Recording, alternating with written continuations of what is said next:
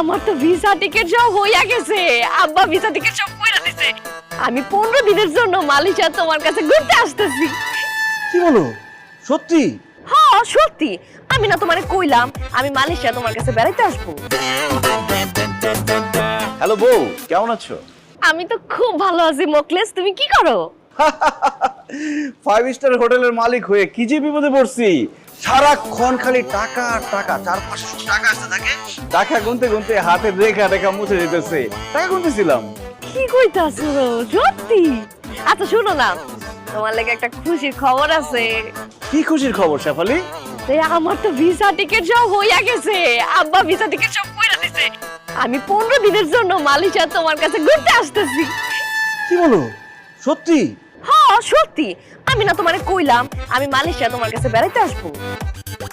পরশুদিন আমার ফ্লাইট, পরশুদিন আমি মালয়েশিয়া আসতেছি, তোমার সাথে দেখা হইতাছে। হাই হাই, কি বলতেছো তুমি এসব?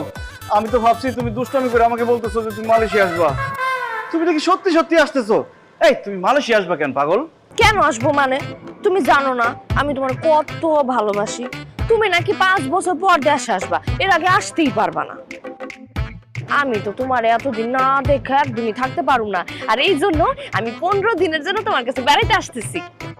তোমার 5 স্টার হোটেলে থাকবো, ঘুমাবো, খাবো, ইস কত জায়গায় যে ঘুরতে যাবো, আমার যে কি মজা লাগতেছে।